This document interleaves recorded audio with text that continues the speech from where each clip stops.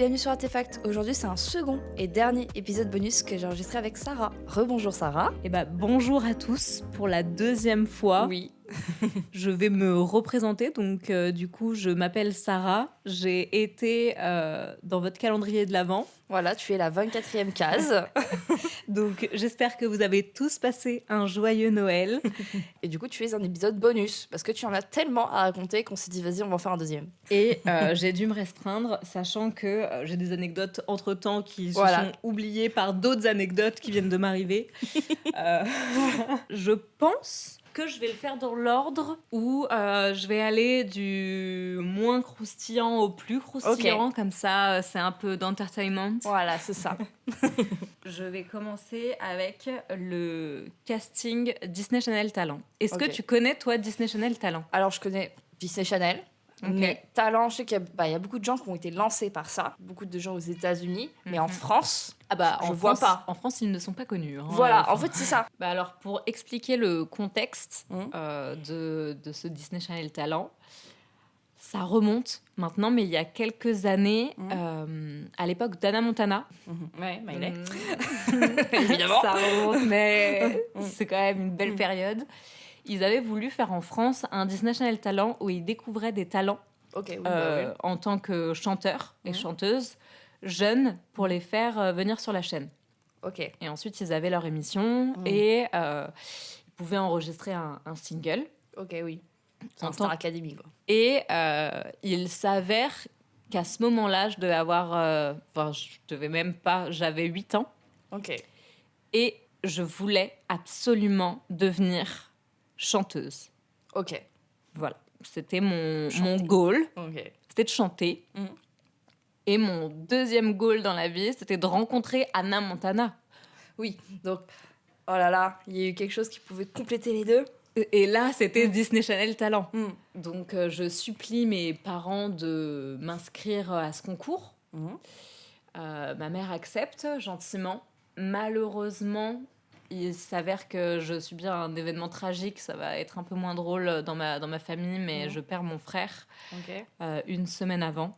Et donc, du coup, mes parents ne veulent plus... on est tous... pas du tout dans ce mood-là. Pas du tout dans ce mood-là, avec la tête au deuil.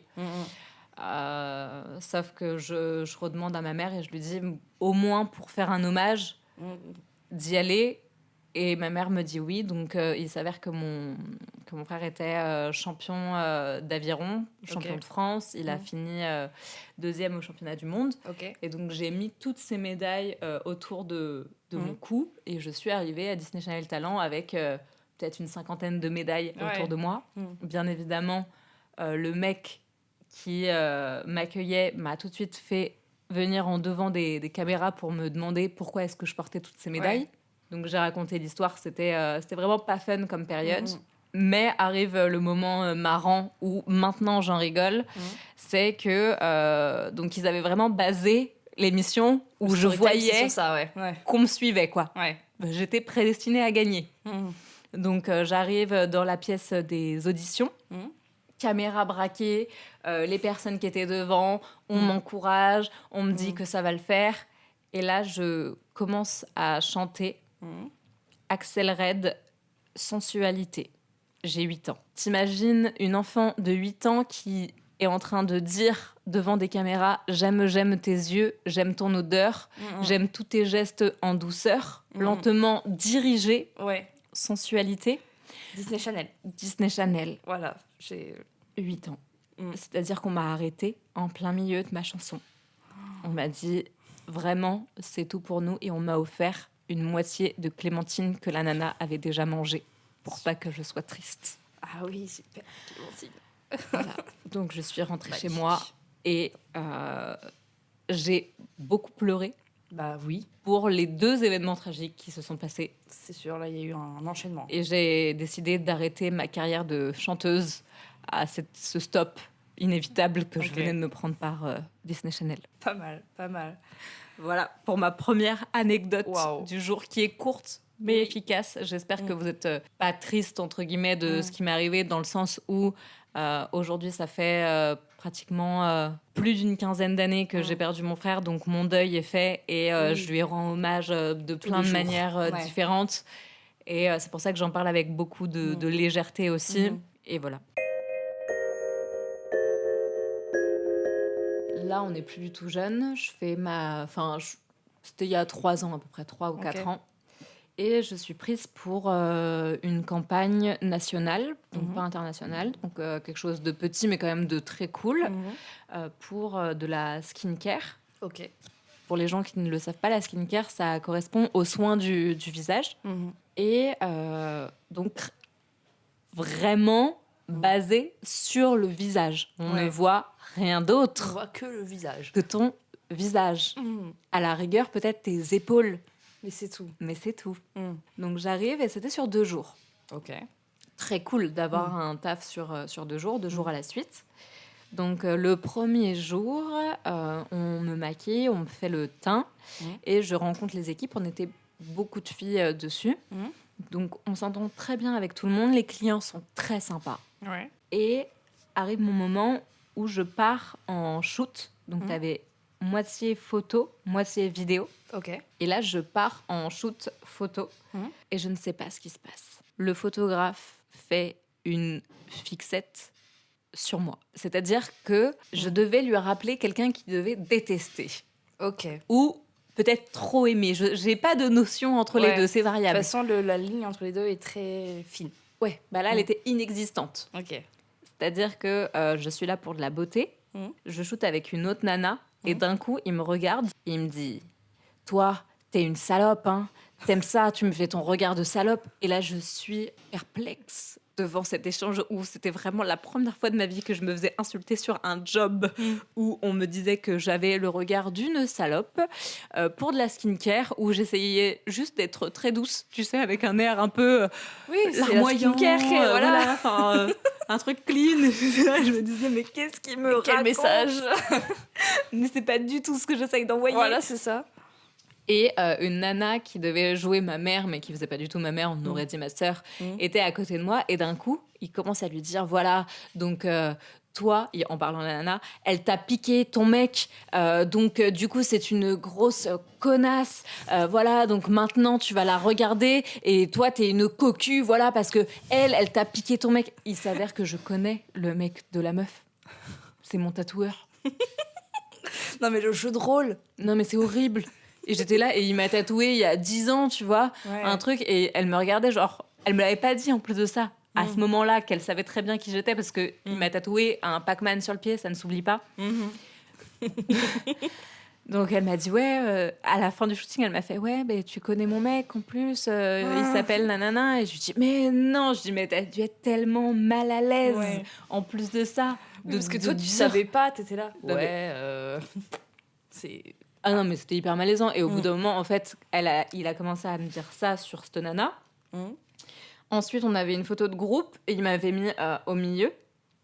Et il disait, voilà, toi, t'es la pétasse du groupe. Donc, toutes les autres... Non, mais...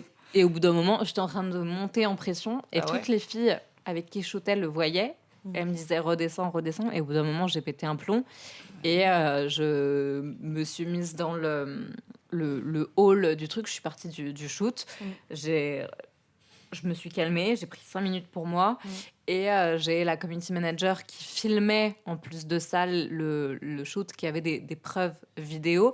Et je lui ai dit, mais là, le problème, c'est que je peux faire des dingueries que j'ai pas envie de faire, parce que j'ai pas du tout envie d'avoir des problèmes ou de rentrer dans une problématique à cause d'un shooting qui est normalement basé sur la skincare. Donc c'est inadmissible qu'on me parle comme ça. Moi, mais déjà de base, je comprends pas la manière de vouloir faire poser les gens. Genre, c'est trop bizarre. Mais c'est genre étrange. C'est trop bizarre. Genre, en fait, ok, peut-être qu'il y a des gens qui aiment, tu vois. Mais en l'occurrence, tu en parles avant. Mais non, tu vois ce que je veux dire, genre, tu ne le fais pas, c'est mais hyper tu ne le touchy. fais pas quand tu connais personne, quand tu connais pas les gens, ouais, mais quand tu connais très bien la personne et que tu t'amuses, ouais, il y a sans doute des gens qui font ça. Mais en l'occurrence, là, sur un job, t'es professionnel. Mais c'est ça. Tu fais limite, tu peux faire des compliments, tu vois, genre en mode ah ouais, là oui, c'est nickel, bien. Regarde, là c'est super, est-ce que tu peux me récupérer ça, enfin voilà, est-ce que tu peux refaire cette même attitude? Voilà, là il t'insulte tout le long. Voilà, non, mais j'en avais pris pour mon grade, quoi. Je suis arrivée, je me suis fait démolir, on m'a traité de grosse connasse, de salope qui aimait ça. Enfin, au bout d'un moment. Alors que tu posais juste pour ta peau, quoi. Coucou. Voilà, pour une crème. Voilà. Ouais. Enfin, merci. Je vais prendre mes affaires et je vais me casser. Et c'est là où j'ai compris que l'estime que j'avais de moi était supérieure au prix qui était affiché pour ma journée. Et c'était un job qui était plutôt bien payé. Et j'en avais vraiment, clairement, rien à foutre. Où je me suis dit, je préfère ne pas être payée plutôt que de continuer ma journée avec un mec qui se pense supérieur à tout le monde et qui est en train de m'insulter. Non, mais ça va pas. De là, les clients sont venus, je leur ai expliqué la situation. Je leur ai dit, voilà, vous y êtes pour rien. C'est votre photographe, mais par contre, va falloir faire quelque chose parce que moi, je prends mes affaires et je pars.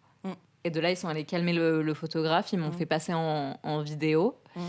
Et pour la petite histoire un peu croustillante, un peu gossip en plus, c'est que du coup, j'ai fini ma journée. J'y suis retournée le lendemain matin. Et il y avait une fille qui était sur le shooting, qui avait très bien vu tout ce qui se passait, qui lui a ramené des croissants et des trucs à manger en lui disant « Tiens, c'est pour toi, moi j'adore le travail que tu fais, j'aimerais trop qu'on se revoie, qu'on fasse des shootings après. » Et donc du coup, je me suis dit « Waouh, on vit dans deux mondes qui sont totalement différents, pourtant on fait le même métier, quoi. » Ouais, c'est trop bizarre. Et pour une autre anecdote qui est aussi... c'est une anecdote traumatisante, mais où il m'est rien arrivé, heureusement. Mais je sais que quand j'ai commencé le mannequinat, donc du coup j'avais 17 ans, j'ai rencontré un photographe qui de base venait d'une de mes agences. Et j'ai fait un premier shoot test avec lui en extérieur. Ça s'était super bien passé. Ouais, donc première expérience, ok. Génial. Et le mec m'a réécrit le soir en me disant, si tu veux re-shooter demain, parce que j'ai vraiment bien aimé ton profil, on peut se faire un shoot dans la matinée. Moi, j'avais l'impression que c'était un truc extraordinaire. Ouais, ok. Je me suis dit, mais bien sûr, le mec faisait des photos pour Vogue. Je me suis dit, mais c'est la chance de ma vie. Donc, du coup, j'y suis allée. Il m'avait donné l'adresse d'un hôtel, mais parfois, tu shootes dans des hôtels. Oui, donc du coup, c'est pas un red flag. En fait, au début, tu fais, ouais, vas-y. Oui. Des fois, il y a des très belles chambres qui sont très photogéniques, justement. Voilà. Donc, j'arrive à l'accueil et je dis que je viens shooter avec ce photographe. Et on me dit que c'est à l'étage. J'arrive et il s'avère... Bon, là, je vais donner un indice qui va être gros, mais je m'en fiche, parce que ça mérite d'être su, que le mec lui manquait une jambe. Ok. Donc, la porte était ouverte. Il était en caleçon, allongé sur le lit, et il m'a regardé en me disant « Est-ce que tu peux me mettre ma jambe ?» Voilà. Donc, t'as moi, à 17 ans, qui arrive, et je suis là, pétrifiée, en me disant « C'est quoi C'était pas prévu, ce bordel C'est quoi ce délire ?» Et de toute façon, il ne pouvait pas courir très vite. Non. Il ne pouvait pas m'attraper. Non. Mais ça aurait pu dégénérer. Oui. Mais du coup, tu n'as pas fait demi-tour. Non, du coup, j'ai pas fait demi-tour. Je lui ai apporté sa jambe et je lui ai dit, je suis désolée, je vais pas pouvoir mettre votre jambe. Oui, voilà. Tiens, elle est là, t'as des bras. Ouais, avec la voix. Il te manque une jambe, il te manque pas tes bras. Donc, avec la voix tremblotante, je lui ai apporté. Et de là, il m'a dit qu'on allait commencer. Et ensuite, il a fait un truc que j'ai pas du tout apprécié. J'avais très peu confiance en moi à ce moment-là. Je sortais de trucs un peu compliqués et il m'a mis devant un miroir et il m'a dit « Regarde-toi, est-ce que tu penses que tu es assez bien pour être dans ce milieu ?»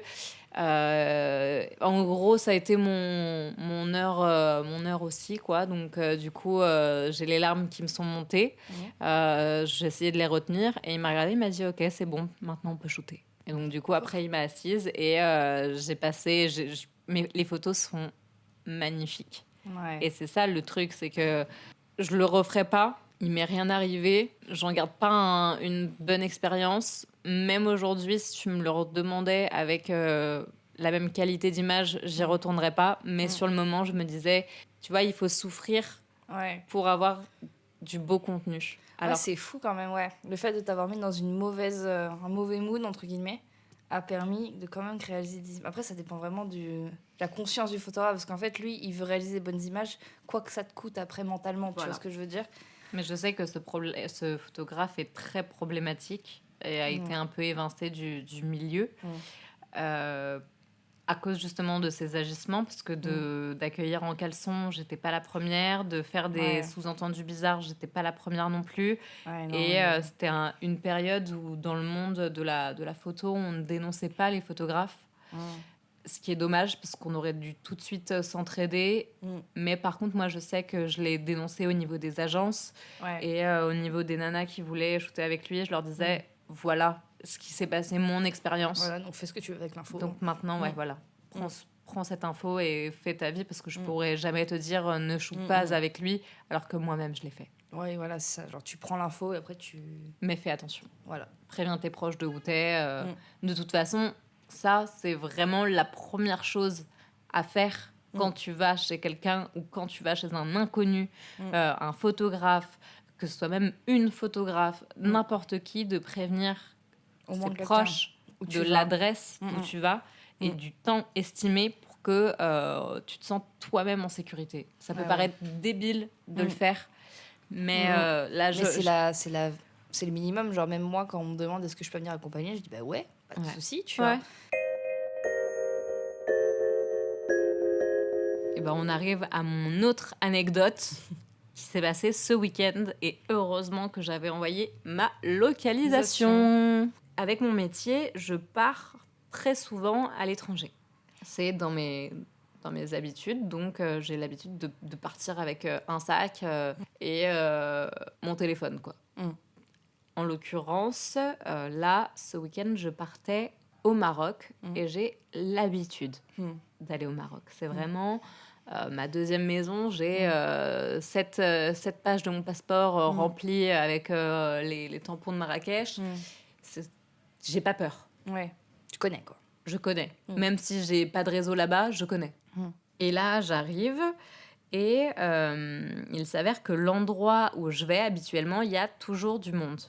J'ai toujours d'autres mannequins ou des personnes extérieures, des personnes qui bossent dans l'agence qui sont là. Donc, je me sens en sécurité. Et pour la première fois de ma vie, je me retrouvais dans cette villa, toute seule. Et j'avais très, très, très peur. Je restais 2 nuits, normalement, dans la villa. Ok. Seule. La première nuit, j'avais un job le lendemain.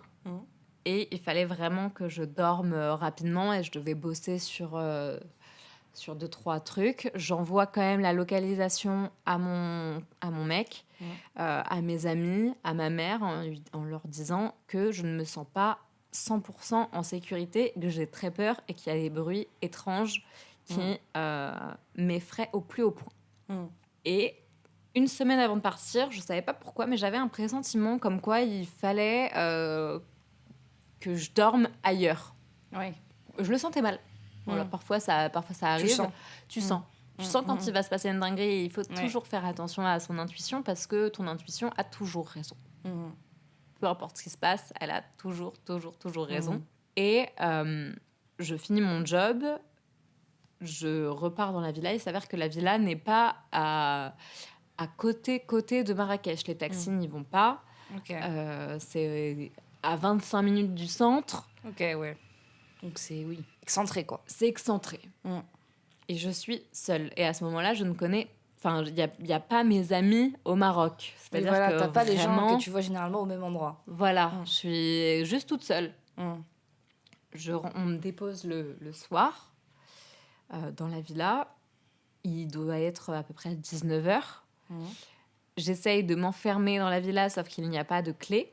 Donc la villa reste ouverte. Et la chambre où je m'étais mise, le verrou, en fait, tu pousses la porte, tu rentres dans la chambre. Ok. Oui, donc c'est pas safe du tout, genre t'es pas du tout enfermée. Je me sens pas en sécurité. Je me sens pas du tout en sécurité.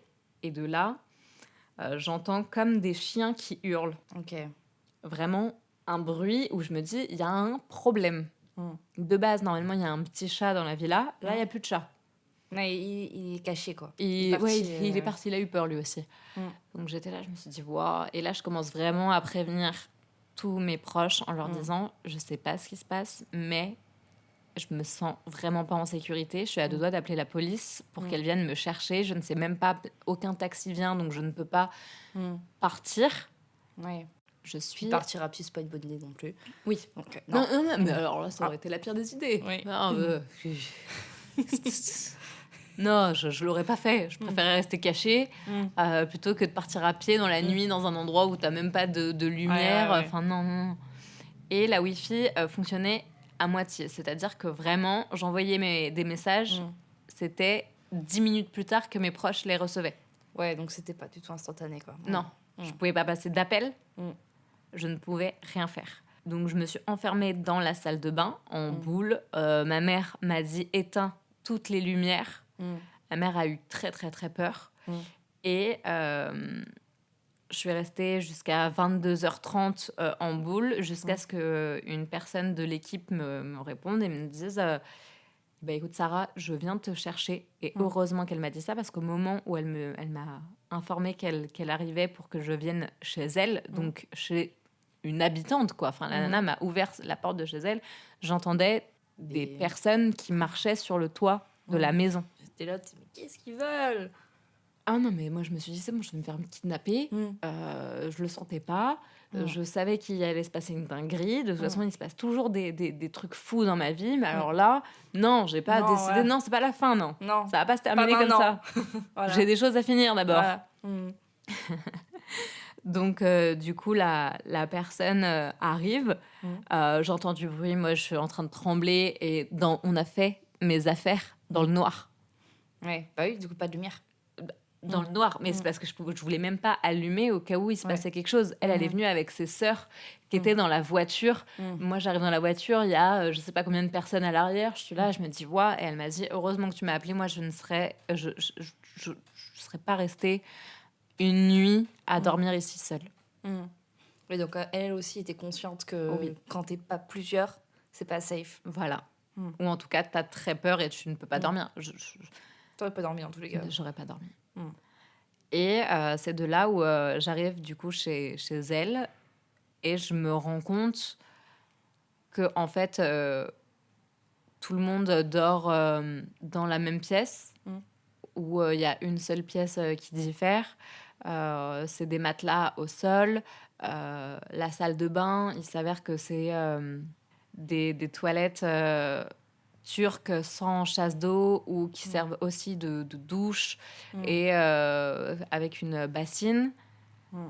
Et j'avais pas réalisé avant que dans un pays étranger comme le Maroc, où j'en fais plein des pays, donc que mon confort n'est pas le leur. Ouais. Et je pense que ce voyage a vraiment changé ma vie. Ça l'aurait changé si j'étais restée dans la villa, parce que je serais peut-être retrouvée morte. Ouais, tu serais peut-être pas là pour me raconter l'histoire. Donc je serais peut-être pas là pour te raconter la suite, l'épisode bonus. Mais là, vraiment, je me suis pris une claque où je me suis dit, ok, des personnes que tu connais, que tu fréquentes, vivent dans des endroits comme celui-là. Et maintenant, vraiment, rentre et remercie chaque jour de ce que tu as, parce que tu t'en rends peut-être pas compte, parce que tu es habitué. Et au final, c'est une mauvaise habitude de se dire que c'est normal. Ouais, rien n'est acquis. Et du jour au lendemain, tu sais pas ce qui peut se passer. Bon, après, je le souhaite à personne. Sois encore plus heureuse de tout ce que tu essayes de faire et de la chance qui t'a été attribuée de par ta naissance, ton lieu de vie, des conditions qui sont les tiennes, tes rencontres, tout ce que tu penses être normal, en fait, ne l'est pas. On pense que notre normalité est la même pour tout le monde, alors que non, en fait. Chacun a une normalité différente, à différents niveaux. Et quand elle m'a accueillie, les bras grands ouverts, et qu'elle m'a dit, tu veux prendre ta douche, et que j'ai vu la bassine, je me suis dit, ok, sa normalité, en fait, c'est ça. Et elle est hyper heureuse de me savoir en sécurité avec elle. Et je trouve ça tellement beau de se dire que nous, on habite ici, à Paris, et que parfois, tu as des gens, tu leur demandes si tu peux dormir chez eux une nuit pour les héberger et ils osent te dire non, je suis un peu trop fatiguée ou j'ai pas trop envie ou machin. Alors que t'as d'autres personnes qui... Enfin, la nana, elle me connaît pas. Hein. Ouais. Elle me connaît pas. Elle m'a sauvée d'une situation où je me suis dit, waouh, parfois même des gens que t'estimes être tes potes ne l'auraient pas fait. C'est là que tu vois. C'est fou. Et de là, on arrive à mon autre anecdote qui est encore en voyage. Pas du tout sur le même registre parce que là, du coup, j'étais à Bali.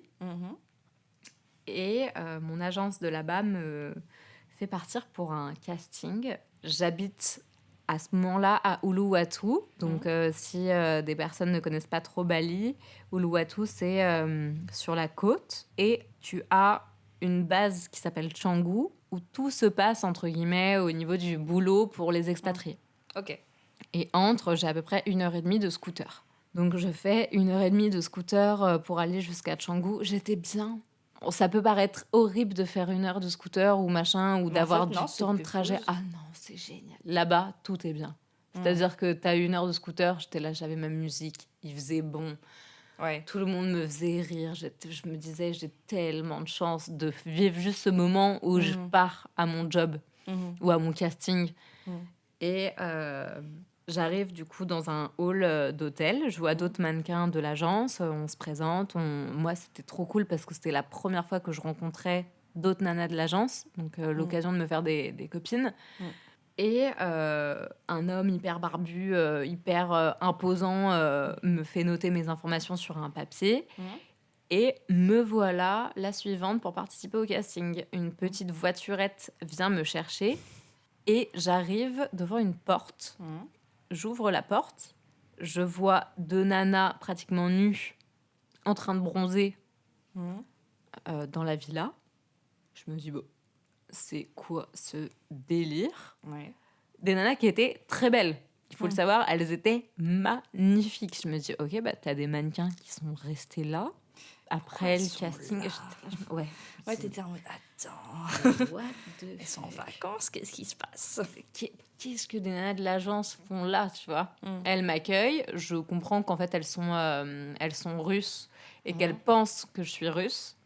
Ok. Bah, je fais un peu russe, surtout quand je suis à l'étranger. Okay. Donc je fais net. Non, c'est pas du tout comme ça qu'on dit non en russe. Je suis pas du tout russe, putain. Da. Donc elles ont dû croire que j'étais russe. C'est le seul mot que je connais. Et de là, je vois un homme tout petit, hyper atypique, avec des lunettes qui font la moitié de son visage, des cheveux longs, habillé comme un rappeur qui sort. Et je me dis, mais c'est quoi ce bordel ? Honnêtement, je ne comprends rien. De là, il m'explique en anglais que c'est pour une marque de boisson que tu dois boire le matin. Et il me parle vraiment avec quelque chose comme ça, où... Je suis là, je comprends rien. Je lui dis ok. Il me dit bon bah tiens, un téléphone va te filmer pour me vendre la boisson. Hein ? Voilà, mon casting c'était de prendre le téléphone et de m'amuser avec une perche pour vendre la boisson. Donc en gros, ce qu'il voulait faire après, c'était ce genre de vidéo là, quoi. Je pense. Mais du coup, c'est pas un casting là, c'est de la production de contenu directement. Je pense que c'était ça aussi. Oui, voilà, je me dis là, c'est pas un casting, c'est genre faites des vidéos à la chaîne et on va toutes les prendre. Hein ? Et vous ne serez pas payés. Voilà, c'est un peu ça. Super. Non, et donc du coup, je fais le truc.